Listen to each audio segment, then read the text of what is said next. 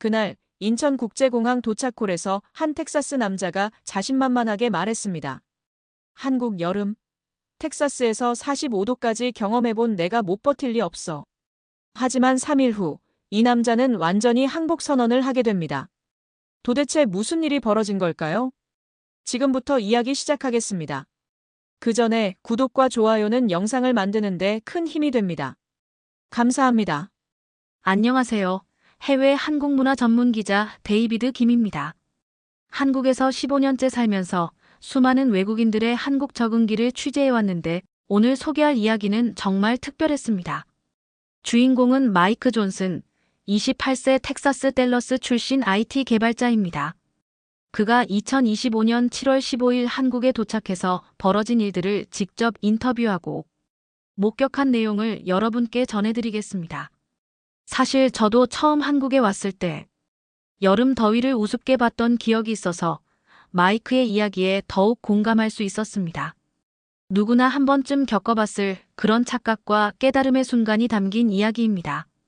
인천국제공항 3터미널 도착홀, 오후 2시. 저는 마이크를 마중 나온 한국인 룸메이트 김준호 씨와 함께 기다리고 있었습니다. 김준호 씨는 3개월 전부터 계속 걱정하고 있었어요. 기자님, 제 친구가 텍사스 출신이라서 한국 여름을 완전 만만하게 보고 있어요. 심지어 에어컨 없이도 버틸 수 있다고 하더라고요. 김준호 씨의 걱정이 이해됐습니다. 왜냐하면 2025년 올해 한국의 여름은 정말 극악무도했거든요. 기상청 발표에 따르면 올해 여름 전국 평균 기온이 25.6도로 1973년 기상관측 이래 최고치를 기록했습니다. 특히 열대야 일수가 20.21로 평년의 3.1배에 달했어요. 드디어 마이크가 나타났습니다. 키 185cm, 건장한 체격에 선글라스를 낀 전형적인 텍사스 남자였어요. 캐리어를 끌고 나오면서 김준호에게 첫마디가 준호, 걱정하지 마. 텍사스에서 45도까지 경험해본 내가 한국 더위 못 버틸 리 없어. 정말 자신만만한 표정이었어요. 김준호가 형, 진짜 한국 여름은 다르다니까요. 습도가. 라고 말하려는데 마이크가 손을 흔들며 끊어버렸습니다. 습도? 휴스턴 여름도 다 버텼는데 뭔. 휴스턴은 텍사스에서도 습한 지역으로 유명한 곳이죠. 그래서 마이크는 더욱 자신 있어 했습니다. 하지만 저는 이미 어떤 일이 벌어질지 짐작하고 있었어요. 왜냐하면 공항 밖 온도계를 봤거든요. 36도를 가리키고 있었습니다. 공항 문을 열고 밖으로 나가는 순간 마이크의 표정이 180도 바뀌었습니다. 뭔가 다른데? 제가 바로 옆에서 지켜보니까 마이크의 얼굴이 순식간에 빨갛게 달아올랐어요. 선글라스 너머로도 당황한 표정이 역력했습니다. 공기를 마시는 게 아니라 스프를 마시는 것 같은데? 정말 적절한 표현이었어요. 한국의 습한 여름 공기를 스프에 비유한 거죠. 실제로 그날 습도는 78%였거든요. 김준호가 설명했습니다. 형, 텍사스는 건조한 더위지만 한국은 습한 더위라서 체감 온도가 완전 달라요. 마이크는 계속 목을 풀고 셔츠 깃을 벌리며 불편해했어요. 공항에서 주차장까지 가는 5분 동안 벌써 땀범벅이 됐거든요.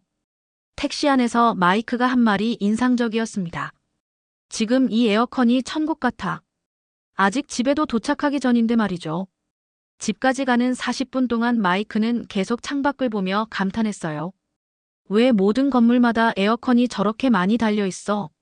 모든 건물마다 에어컨 실외기가 빼곡하게 달린 광경을 보고 놀란 거죠. 김준호가 설명해 줬습니다. 한국은 에어컨 보급률이 98%예요. 거의 모든 가정과 상점에 다 있어요. 마이크가 웃으며 말했어요. 현명하긴 하지만 나는 여전히 필요 없어. 텍사스 사나이가 더 강하다는 걸 증명해 보겠어. 여전히 고집을 부리고 있었거든요. 서울 마포구에 있는 투룸 원룸에 도착한 시간이 저녁 7시였는데 여전히 기온이 34도였어요. 마이크가 또 한 번 놀랐습니다. 잠깐, 왜 안 시원해져? 벌써 저녁인데. 김준호가 한국의 열대야 현상을 설명해줬죠. 형, 한국은 밤에도 25도 밑으로 떨어지지 않아요. 이걸 열대야라고 해요. 마이크 완전 당황해서. 밤새도록 더워. 어떻게 그런 일이 가능해? 정말 믿기지 않는다는 표정이었어요. 김준호가 에어컨 리모컨을 건네주며 그래서 에어컨이 필수라니까요 라고 했는데 마이크가 손을 저었어요. 안 돼, 안 돼. 말했잖아. 나는 필요 없다고. 선풍기면 충분해. 선풍기로 충분하다고 하더라고요. 밤 10시가 되었는데도 여전히 27도. 마이크는 선풍기 앞에서 뒤척이기 시작했어요. 제가 옆 카페에서 지켜보니 창문을 통해 마이크가 계속 돌아다니는 게 보였거든요. 새벽 2시쯤 김준호한테 전화가 왔어요. 기자님, 마이크가 잠을 못 자고 있어요. 계속 뒤척이면서 이거 미쳤다고 중얼거리고 있다고. 결국 마이크는 첫날 밤을 거의 못 잤습니다. 아침에 만나니까 눈이 충혈되어 있었어요. 전혀 잘 수가 없었어. 한국 사람 5천만 명이 어떻게 이렇게 살아? 한국인 5천만 명이 어떻게 이런 더위를 견디는지 이해가 안 간다는 거였죠. 하지만 여전히 마이크는 포기하지 않았어요. 첫날 밤일 뿐이야. 적응할 거야. 적응할 거라고 하더라고요. 제가 에어컨 사는 게 어때요? 라고 제안했는데 절대 안 돼. 에어컨 없이도 한국 여름을 이겨낼 수 있다는 걸 증명하겠어.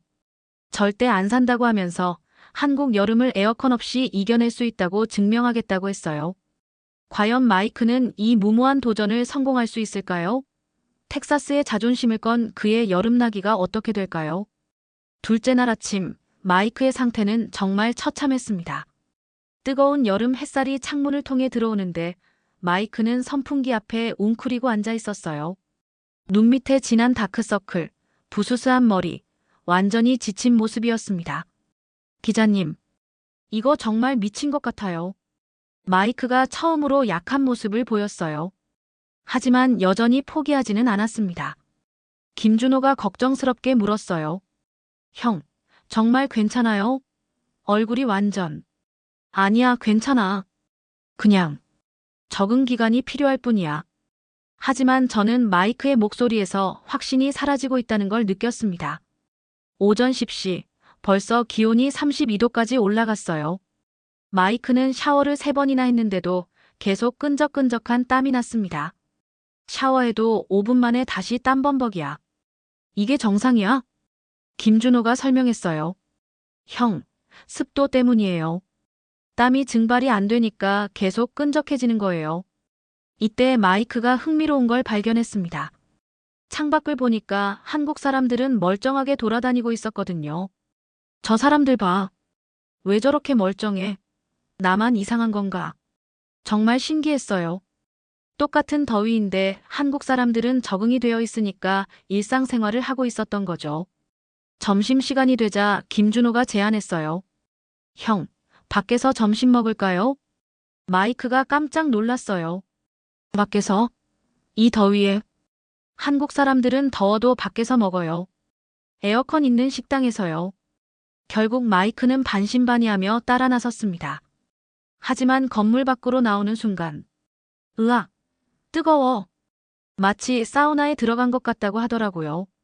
식당까지 겨우 50m인데 그 사이에 셔츠가 완전히 젖었어요. 식당에 들어가자마자 마이크가 안도의 한숨을 쉬었습니다. 천국이야, 천국. 그런데 여기서 마이크가 또 한 번 놀란 게 있었어요. 한국 식당의 에어컨이 정말 강하다는 거였습니다. 여기 에어컨 온도가 몇 도야? 18도? 김준호가 웃으며 답했어요. 보통 22도 정도 틀어놓는데 밖이 너무 더우니까 체감상 더 시원하게 느껴지는 거예요. 점심을 먹으면서 마이크가 한국의 여름 문화에 대해 질문하기 시작했어요. 한국 사람들은 이런 더위에 어떻게 살아? 김준호가 설명해 줬습니다. 일단 에어컨은 기본이고요. 지하상가나 지하철 이용해서 이동하고 낮에는 최대한 실내에 있어요. 그리고 저녁에 한강이나 시원한 곳에서 치킨이랑 맥주 먹고. 마이크가 감탄했어요. 완전한 시스템이네. 하지만 여전히 자존심은 꺾이지 않았습니다. 그래도 나는 에어컨 없이 버틸 거야. 둘째 날 오후가 정말 지옥이었습니다. 기온이 37도까지 올라갔어요. 마이크는 집에서 선풍기를 최대로 틀고 얼음물에 손을 담그고 심지어 냉동고에 머리를 넣기까지 했어요. 이거 진짜 미친 거 아니야? 김준호가 다시 한번 권했어요. 형, 진짜 에어컨. 아니야. 나는 텍사스 사나이야. 하지만 마이크의 목소리에 힘이 없었어요. 둘째 날 밤도 마찬가지였습니다. 밤 11시인데도 29도. 마이크는 바닥에 누워서 선풍기 바람을 온몸으로 받으며 버텼어요. 새벽 3시쯤 김준호에게서 또 전화가 왔습니다. 기자님, 마이크가 지금 샤워실에서 찬물 샤워하고 있어요. 벌써 5번째. 셋째 날 아침, 저는 마이크를 만나자마자 충격을 받았습니다. 완전히 다른 사람이 되어 있었어요. 2박 3일 만에 5kg이 빠진 것 같았고, 눈은 충혈되어 있고, 말도 제대로 못하고 있었습니다. 기자님, 저 항복할게요. 드디어 백기투항 선언이었습니다. 에어컨 사야겠어요. 김준호가 진작 그럴 것이지라며 웃었는데 마이크가 갑자기 절망적인 표정을 지었어요. 그런데 어디서 사지? 이때부터 진짜 문제가 시작됐습니다. 에어컨을 사러 나간 게 오전 10시였는데 첫 번째 대형마트에서 충격적인 소식을 들었어요. 죄송합니다. 에어컨 다 품절이에요. 마이크가 믿을 수 없다는 표정으로 물었어요. 품절? 에어컨이? 직원이 설명해 줬어요. 올해 여름이 너무 더워서 에어컨 판매량이 폭증했거든요. 입고되자마자 바로 팔려나가요. 두 번째 매장도 마찬가지였습니다. 품절이에요. 세 번째 매장에서는 더 충격적인 이야기를 들었어요. 올해 삼성전자랑 LG전자 에어컨 판매량이 작년보다 50% 이상 늘었어요. 그런데 한국 에어컨 보급률이 이미 98%거든요. 그러니까 거의 모든 집에 이미 에어컨이 있는데도 추가로 사는 사람들이 이렇게 많다는 거죠. 마이크가 당황했어요. 그럼 언제 들어와? 글쎄요. 빨라도 2주. 네 번째, 다섯 번째 매장을 돌아도 마찬가지였습니다. 모든 곳이 품절. 마이크가 완전히 절망했어요. 이럴 수가. 한국 사람 5천만 명은 어떻게 버티는 거야? 김준호가 설명했어요. 형, 그래서 에어컨이 고장나기 전에 미리미리 관리하는 거예요. 그리고 여름 오기 전에 미리 점검도 받고. 그럼 나는 어떡하지? 이때 마이크에게 한 가지 희망이 생겼습니다. 중고 에어컨이라도 사자는 거였어요. 중고 전자제품 상가에 갔는데 거기서 또 충격적인 사실을 알게 됐습니다. 중고 에어컨도 없어요? 상인이 웃으며 말했어요. 손님, 이런 더위에 누가 에어컨을 팔아요? 고장 난 것도 수리해서 쓰는 마당에. 마이크가 정말 절망적인 표정으로 물었어요. 그럼 정말 방법이 없는 거야? 그때 상인 아저씨가 조언해줬어요. 아, 그냥 PC방이나 24시간 카페에서 사세요. 요즘 그렇게 하는 사람들 많아요. 마이크가 깜짝 놀랐어요. PC방에서 살아. 네, 에어컨 빵빵하고 24시간 운영하니까. 하루 종일 있어도 10,000원이면 돼요. 이때 마이크가 한국의 진짜 여름 생존법을 깨닫기 시작했습니다. 그럼 한국 사람들도 다들 이렇게 힘들어하는 거야? 김준호가 고개를 끄덕였어요. 당연하죠. 그래서 여름이 제일 싫은 계절이라고 하는 사람이 많아요. 마이크가 갑자기 미안한 표정을 지었어요. 내가 한국 여름을 너무 우습게 봤구나. 저녁 6시, 마이크는 결국 PC방으로 향했습니다. 에어컨이 있는 곳을 찾아서 말이죠. PC방에 들어가자마자 마이크가 감탄했어요. 와, 여기 진짜 시원하다. 하지만 동시에 깨달았어요. 자신이 텍사스의 자존심을 내세우며 한국의 현실을 무시했다는 걸 말이죠. 그날 밤 PC방에서 잠들기 전 마이크가 김준호에게 말했어요. 준호야, 미안해. 내가 너무 오만했던 것 같아. 괜찮아요, 형. 처음엔 다 그래요. 한국 사람들이 정말 대단한 것 같아. 이런 더위를 어떻게 견디는지. 과연 마이크는 한국의 여름 문화를 제대로 이해하게 될까요? 그리고 진짜 한국식 더위 극복법을 배울 수 있을까요? 넷째 날 아침, PC방에서 하룻밤을 보낸 마이크는 완전히 달라져 있었습니다. 패배를 인정한 표정이었지만 동시에 뭔가 새로운 걸 배우고 싶어하는 눈빛이었어요. 김준호를 만나자마자 마이크가 말했습니다. 준호야, 솔직히 말해줘. 한국 사람들은 정말 어떻게 이 더위를 견디는 거야? 김준호가 신비로운 미소를 지었어요. 형, 진짜 알고 싶어요? 응, 정말로. 그럼 한국인만의 진짜 생존법을 알려드릴게요. 이때부터 마이크에게 한국의 숨겨진 여름 문화가 공개되기 시작했습니다.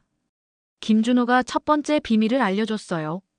형, 한국에는 지하 왕국이 있어요. 지하 왕국? 네, 지하철역과 지하상가가 모두 연결되어 있어서 실제로는 지상에 거의 나오지 않고도 이동할 수 있어요. 마이크가 믿을 수 없다는 표정으로 물었어요.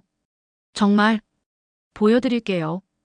김준호가 마이크를 데리고 간 곳은 지하철 2호선 강남역이었습니다. 지하철역에 내려서자마자 마이크가 감탄했어요. 와, 여기 완전 시원하네. 이게 시작이에요, 형. 김준호의 안내로 마이크는 경이로운 세계를 발견했습니다. 강남역 지하상가에서 시작해서 코엑스몰까지, 그리고 다시 지하철로 연결되는 거대한 네트워크 말이에요. 이거 완전한 지하도시잖아. 마이크가 스마트폰으로 사진을 찍으며 신기해했어요. 지하상가에는 에어컨이 빵빵하게 나오고 카페, 레스토랑, 쇼핑몰, 심지어 은행까지 모든 게 다 있었거든요. 여기서 하루 종일 있을 수 있겠네. 김준호가 웃었어요. 실제로 여름에는 지하상가 매출이 30% 이상 늘어요. 사람들이 여기서 시간을 보내거든요. 첫 번째 코스는 강남역 지하상가 신논현역, 논현역 신사역 압구정역으로 이어지는 지하 쿨링 투어였어요. 마이크가 중간중간 감탄했습니다. 이건 완전한 시스템이네. 밖으로 전혀 나오지 않아도 되잖아. 맞아요.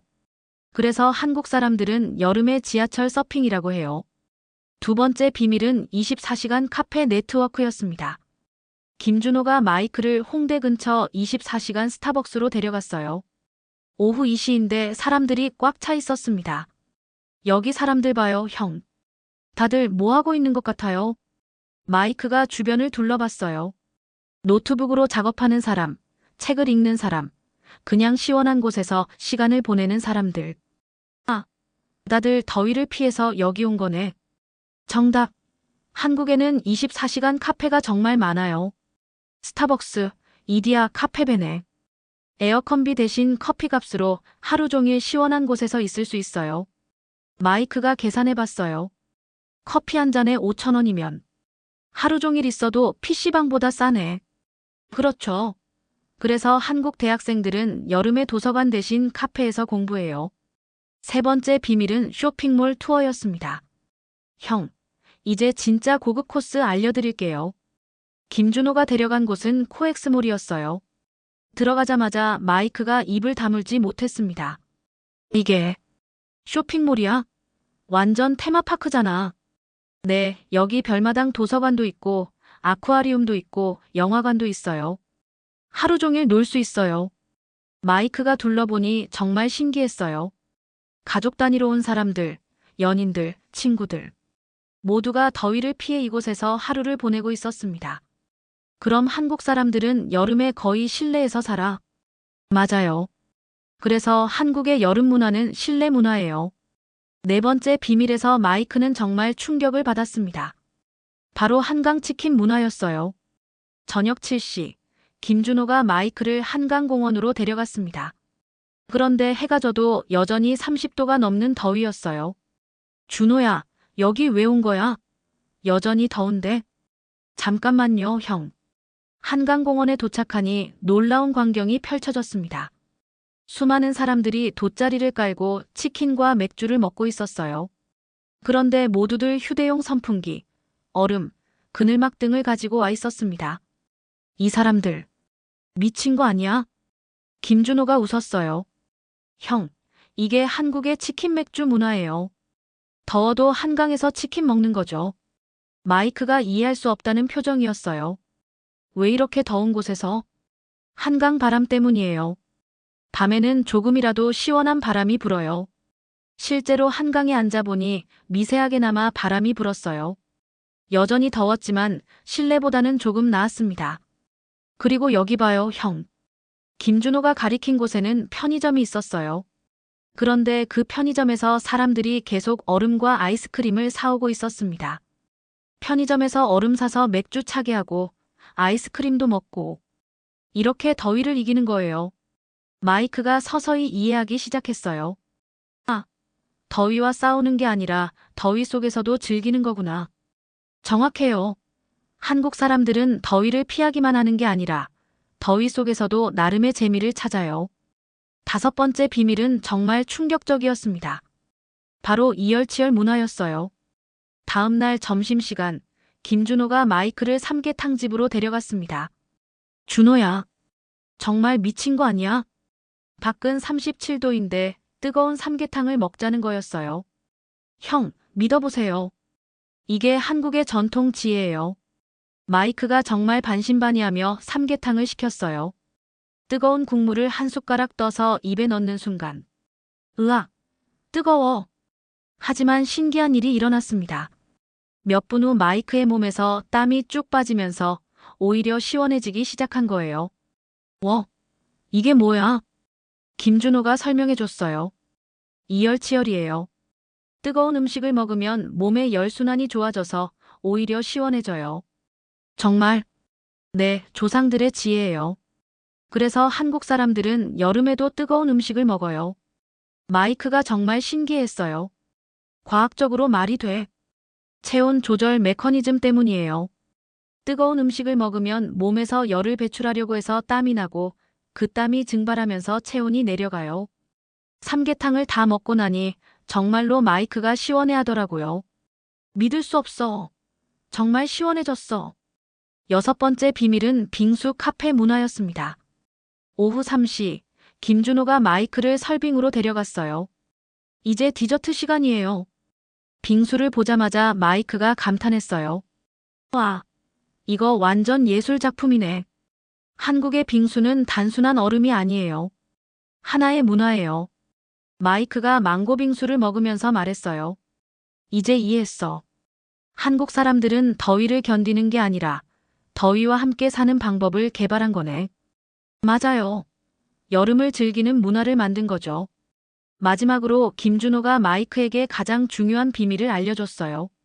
형, 한국 여름 생존의 핵심은 타이밍이에요. 타이밍. 낮 12시부터 4시까지는 절대 밖에 나가지 마세요. 이 시간대는 진짜 위험해요. 그럼 언제 나가?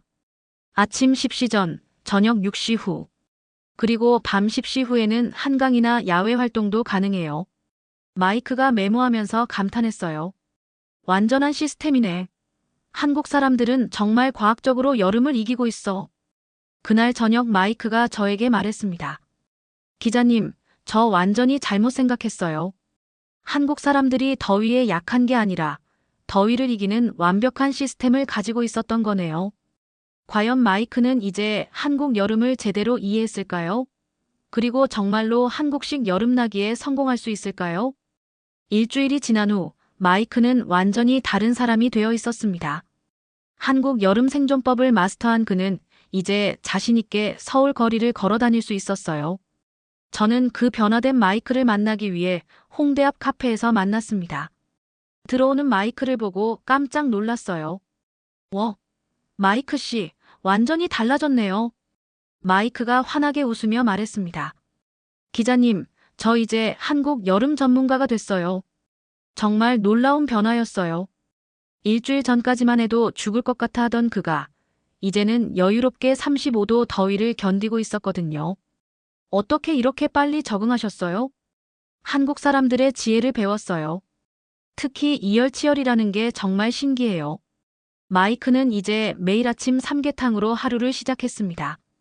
처음에는 말도 안 된다고 생각했던 것이 이제는 그의 일상이 된 거죠. 삼계탕을 먹고 나면 정말 몸이 시원해져요.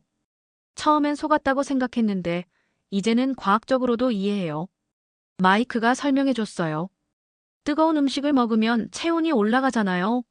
그럼 몸에서 자동으로 열을 배출하려고 땀을 흘리고 혈관도 확장되고 결국 전체적인 체온이 내려가는 거죠. 정말 신기했어요. 외국인이 한국의 전통 지혜를 과학적으로 분석해서 받아들인 거였어요. 하지만 마이크의 진짜 변화는 따로 있었습니다. 기자님, 저 이제 한국 여름을 사랑해요. 사랑한다고요? 네. 처음에는 견디는 거라고 생각했는데, 이제는 즐기는 거예요. 마이크가 자신의 일상을 들려줬어요. 아침 7시 삼계탕집에서 아침 식사 이열치열. 오전 9시 12시 지하상가에서 쇼핑이나 산책. 오후 12시 4시 24시간 카페에서 작업. 오후 4시 6시 코엑스몰이나 롯데월드몰에서 여가 시간. 저녁 7시 한강에서 치킨 맥주. 밤 10시 야외 활동이나 산책. 완벽한 스케줄이네요. 그렇죠. 한국 사람들은 더위를 피하는 게 아니라 더위와 함께 사는 방법을 안다고요. 그런데 마이크에게 진짜 놀라운 일이 일어났습니다. 마이크가 자신의 한국 여름 경험을 SNS에 올리기 시작한 거예요. 인스타그램, 페이스북, 심지어 틱톡까지. 한국 여름 생존기라는 제목으로 올린 영상들이 해외에서 엄청난 반응을 얻었어요. 마이크 씨 영상 조회수가 얼마나 나왔어요? 지금까지 누적 200만 회예요. 댓글도 5만 개 넘게.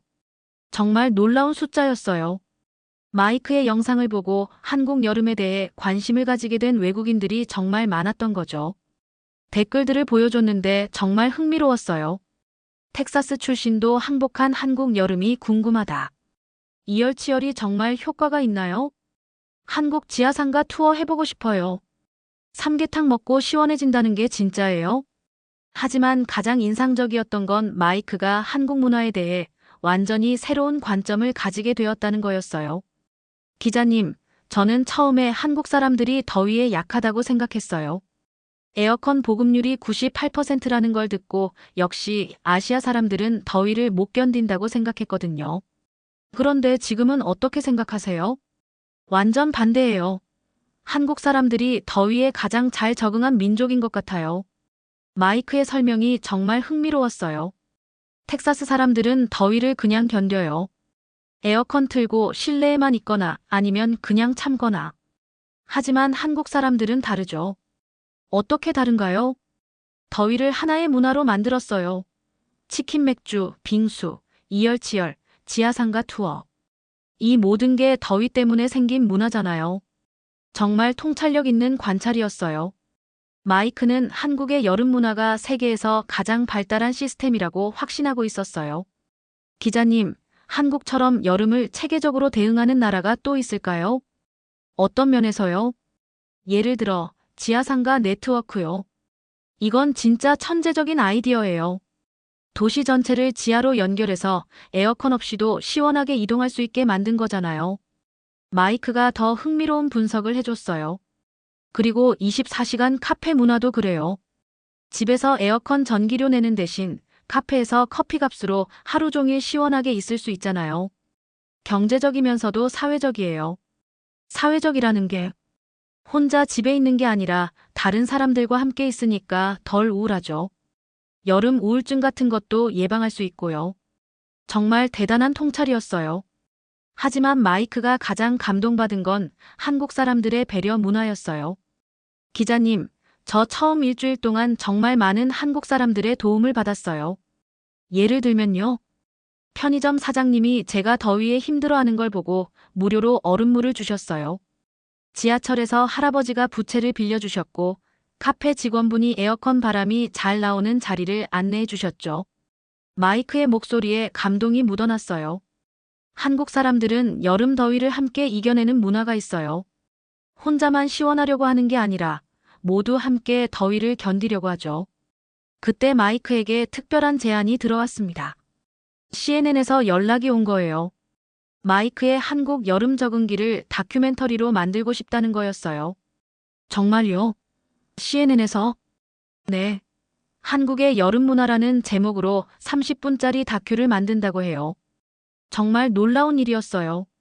한 개인의 경험이 전 세계에 한국의 여름 문화를 알리는 계기가 된 거죠. 마이크는 이제 한국 여름의 전도사가 되어 있었어요. 기자님, 저는 이제 텍사스로 돌아가도 한국 여름이 그리울 것 같아요. 정말요? 네, 텍사스는 그냥 덥기만 해요. 하지만 한국은 더위 속에서도 재미있는 일들이 너무 많아요. 마이크가 마지막으로 한 말이 정말 인상적이었어요. 한국 사람들은 여름과 전쟁을 치르는 전사들이 아니에요. 여름과 함께 춤추는 예술가들이죠. 그날 저녁 마이크는 한강에서 마지막 치킨 맥주를 즐겼습니다. 이제 곧 텍사스로 돌아가야 했거든요. 하지만 이건 끝이 아니라 새로운 시작이었어요. 마이크는 한국 여름 문화를 전 세계에 알리는 문화 전도사가 되어 있었으니까요. 과연 마이크의 이야기가 세계에 어떤 영향을 미치게 될까요? 그리고 한국의 여름 문화가 정말 세계적인 관심을 받을 수 있을까요? 마지막 이야기에서 놀라운 결말이 기다리고 있습니다. 6개월 후, 저는 놀라운 소식을 들었습니다. 마이크가 쓴 코리안 서머 서바이벌 가이드라는 책이 아마존 베스트셀러 1위에 올랐다는 거였어요. 텍사스로 돌아간 마이크와 화상통화를 했을 때 그는 완전히 다른 사람이 되어 있었습니다. 기자님, 정말 믿을 수 없는 일들이 일어나고 있어요. 마이크의 목소리에는 흥분과 감사가 가득했어요. 책이 베스트셀러가 됐다면서요? 네. 지금까지 15만 부가 팔렸어요. 그리고 독일어, 프랑스어, 일본어로도 번역 출간됐고요. 정말 놀라운 성과였어요. 한 개인의 경험담이 이렇게 큰 반향을 일으킬 줄 누가 알았겠어요. 더 놀라운 건 마이크의 영향력이었습니다. 기자님, 제 책을 읽고 한국 여행을 오는 외국인들이 정말 많아져요. 특히 여름에 한국 오는 사람들이 작년보다 30% 늘었다고 한국관광공사에서 연락이 왔어요. 30%요? 네. 그리고 다들 제가 소개한 코스들을 따라다녀요. 강남역 지하상가 투어, 24시간 카페 순례, 삼계탕 체험. 이런 것들이 새로운 관광 상품이 됐어요. 마이크의 이야기는 계속됐습니다. 그리고 CNN 다큐멘터리 방영된 후에 정말 대박이 났어요. 유럽에서도 한국의 여름 문화에 대한 관심이 폭발했거든요. 어떤 반응들이에요? 독일 사람들이 가장 관심 많이 보이더라고요. 특히 한국의 체계적인 더위 대응 시스템에 대해서요. 베를린시에서 한국의 지하상가 모델을 벤치마킹하고 싶다고 연락까지 왔어요. 정말 상상도 못한 일이었어요. 마이크는 이제 전 세계를 다니며 한국의 여름 문화를 전파하는 강연자가 되어 있었어요. 지금까지 12개국에서 강연했어요. 일본, 태국, 싱가포르 같은 더운 나라들에서 특히 반응이 좋더라고요. 어떤 내용으로 강연하세요? How Korea Conquered Summer Lessons from the World's Most Advanced Hot Weather Culture라는 제목이에요. 마이크가 강연에서 항상 강조하는 내용이 있었어요. 기자님, 제가 강연할 때마다 꼭 하는 말이 있어요. 뭔가요? 한국 사람들은 더위를 적으로 보지 않고 파트너로 본다고요. 그래서 더위와 함께 살아가는 문화를 만들어낸 거라고요. 정말 깊은 통찰이었어요. 마이크의 영향력은 개인적인 차원을 넘어서고 있었어요. 기자님, 제가 소개한 한국 여름 문화가 다른 나라에도 전파되고 있어요. 예를 들면요. 태국 방콕에 한국식 지하상가가 생겼어요. 그리고 싱가포르에는 이열치열 레스토랑이 문을 열었고요. 일본 도쿄에는 24시간 한국 카페가 인기래요. 정말 놀라운 일이었어요. 한국의 여름 문화가 아시아 전역으로 퍼져나가고 있었던 거예요. 하지만 마이크에게 가장 의미 있었던 건 개인적인 변화였어요. 기자님, 저 완전히 달라졌어요. 어떻게요? 예전에는 강한 사람이 되려고 했어요. 더위든 추위든 그냥 견디는 게 남자답다고 생각했거든요. 마이크의 목소리가 진지해졌어요. 하지만 한국에서 배운 건 진짜 지혜로운 사람은 환경과 싸우는 게 아니라 환경과 조화를 이루는 거라는 거예요. 그래서 어떻게 바뀌셨어요? 텍사스로 돌아와서도 한국에서 배운 걸 적용하고 있어요. 더운 낮에는 실내에 있고 저녁에는 야외 활동하고 더울 때는 따뜻한 음식도 먹어보고요. 마이크가 웃으며 덧붙였어요. 친구들이 처음엔 이상하다고 했는데 지금은 다들 따라해요. 특히 삼계탕 비슷한 치킨 스프를 여름에 먹는 게 댈러스에서 유행이 됐어요. 정말 놀라운 변화였어요. 마이크는 이제 한국을 제2의 고향이라고 부르고 있었어요. 기자님, 저 올해 여름에 다시 한국 가려고 해요. 또 취재차 오시는 건가요? 아니요, 이번엔 휴가차 가요. 한국 여름을 즐기러요. 마이크가 환하게 웃었어요. 작년에는 한국 여름을 견디려고 했다면 이번에는 한국 여름을 만끽하려고 해요. 한강에서 치킨 맥주도 먹고 빙수 카페 투어도 하고 새로 생긴 지하상가도 구경하고요. 그리고 마이크가 마지막으로 한 말이 정말 감동적이었어요. 기자님, 한국에서 제가 배운 가장 중요한 건 겸손이에요. 겸손이요? 네. 제가 처음에 한국 와서 얼마나 오만했는지 생각해보면 부끄러워요. 다른 문화를 이해하려고 하지도 않고 제 방식만이 옳다고 생각했거든요. 마이크의 목소리에 진심이 담겨 있었어요. 하지만 한국 사람들을 만나면서 배웠어요. 진짜 강한 사람은 다른 문화를 배우고 받아들일 줄 아는 사람이라는 걸요. 우리 통화의 마지막에 마이크가 한국 사람들에게 전하고 싶다는 메시지가 있었어요. 기자님, 한국 사람들에게 꼭 전해주고 싶은 말이 있어요. 뭔가요? 한국의 여름 문화는 정말 세계적으로 인정받을 만한 훌륭한 문화라는 거예요. 한국 사람들은 자신들의 이런 지혜를 당연하게 생각하시는 것 같은데 정말 대단한 거예요. 마이크가 계속 이야기했어요. 이열치열, 지하상가 문화, 24시간 카페, 한강 치맥. 이 모든 것들이 단순한 더위 대처법이 아니라 하나의 완성된 라이프 스타일이에요. 전 세계 어디에서도 찾을 수 없는 독특하고 아름다운 문화죠. 정말 가슴 뭉클한 말이었어요. 마지막으로 마이크가 한국을 방문할 외국인들에게 조언을 해줬어요. 한국 여름을 경험하려는 외국인들에게 꼭 하고 싶은 말이 있어요. 겁내지 마세요. 한국 사람들이 수천 년 동안 쌓아온 지혜가 있으니까요. 그리고 가장 중요한 건 배우려는 자세로 오라는 거예요. 자기 나라 방식만 고집하지 말고 한국 사람들의 방법을 따라 해보세요. 분명 새로운 세계를 발견하게 될 거예요. 통화를 마치며 저는 정말 많은 감동을 받았어요. 한 사람의 작은 경험이 이렇게 큰 변화를 만들어낼 수 있다는 게 놀라웠거든요. 마이크의 이야기는 단순히 더위 적응기가 아니었어요. 서로 다른 문화 간의 이해와 존중, 그리고 겸손한 자세로 배우는 것의 중요성을 보여주는 이야기였죠. 그리고 무엇보다 한국의 여름 문화가 얼마나 훌륭하고 체계적인지를 세계에 알리는 계기가 되었어요. 지금 이 순간에도 전 세계 어딘가에서는 마이크의 책을 읽고 한국의 여름 문화에 관심을 가지게 된 사람들이 있을 거예요. 그리고 그들 중 일부는 직접 한국을 방문해서 이열치열의 지혜를, 지하상가의 시원함을, 한강 치맥의 여유로움을 경험하게 될 거고요.